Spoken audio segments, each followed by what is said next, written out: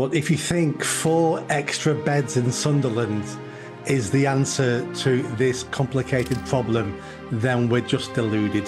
We need to understand that the people who are going to go into those pubs will be foreign nationals. They'll be failed asylum seekers. Charities have praised the decision of Sunderland City Council to open overnight pods for the homeless, saying they'll be life-saving. The self-contained rooms, as you can see on your screen, they look very much like portaloos to me. We give homeless people access to washing facilities, heating, lighting, and as you can see, a warm bed inside for the night.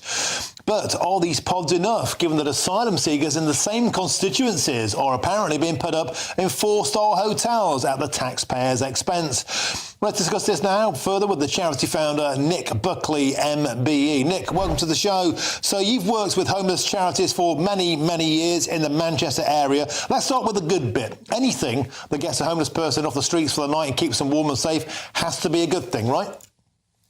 Yes, it does. But if you think 4 extra beds in Sunderland is the answer to this complicated problem, then we're just deluded. 4 extra beds is nothing. But also, I was sent this video by a follower of mine who was looking at an asylum hotel. There's also a similar scheme in Peterborough. It's on the properties of the Salvation Army. You can see these pods here now. This is the Sally Army in Peterborough. And they're literally mini porter cabins on car parks. And if this is the answer to the British homeless issue, Nick Buckley, and then literally down the road, a stone's throw away, there's a video of asylum seekers enjoying all the bells and whistles in a 4-star hotel. Does this not underline the fact that, once again, people are saying, have we got our priorities all wrong here? We have. First thing I need to say is, if we're going to discuss this situation, we need to do it another time, and we need at least half an hour, because this is a very complicated situation. But for this interview now, we need to understand that the people who are going to go into those pubs will be foreign nationals. They'll be failed asylum seekers. I mean, I can only really talk about Manchester. At the moment in Manchester, we have an epidemic with rough sleepers in Manchester city centre.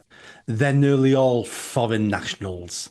They've turned up in the country, they've tried to claim asylum, they failed with asylum, they don't get 4-star hotels anymore. Once you've failed your asylum application, they end up on the streets. They end up taking all the accommodation for rough sleepers and homelessness.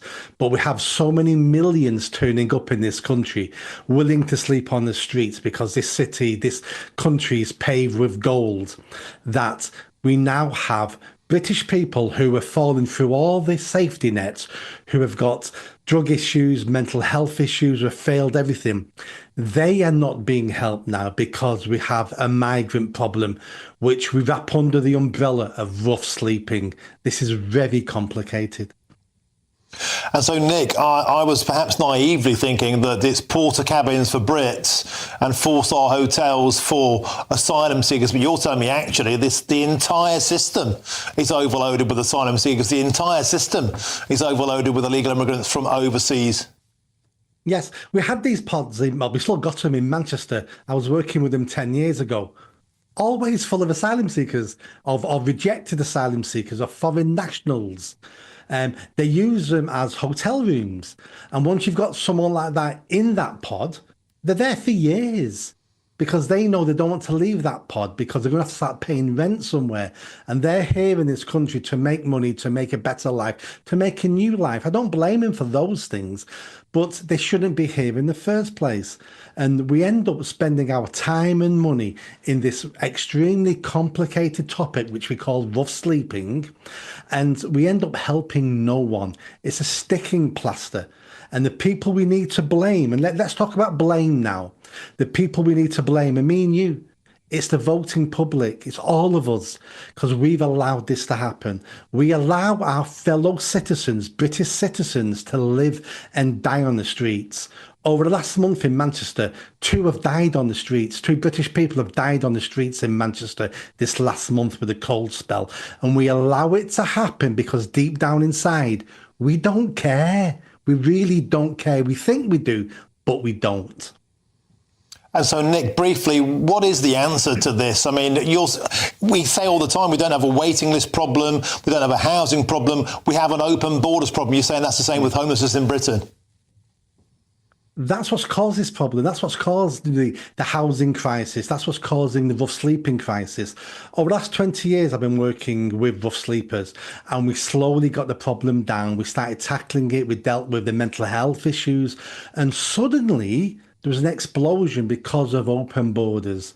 And because of the open borders, we allow our citizens now to suffer because they're just one person now in a list of, 20,000. So how can we prioritise who needs the help, who needs the support?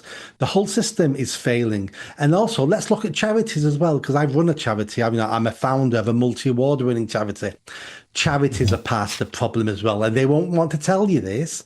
Who do you think are paying the great pensions and the chief exec salaries in these pensions? They're not incentivized to end any problems, to end our rough sleeping problem, because if we end it, they're out of a job. So it's this revolving door of always trying to provide new customers for our services. The whole thing's a scam, and we need to get a grip of it.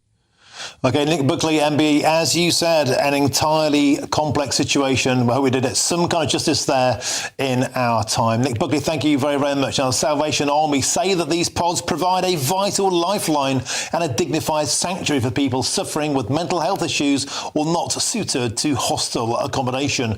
Meanwhile, Sunderland City Council told GB News, like many cities, Sunderland is seeing an increase in homelessness, and the City Council has a statutory and social duty to help people who find themselves without a home. The pods are emergency accommodation and part of our ongoing work with partners to help Sunderland residents who are homeless and vulnerable.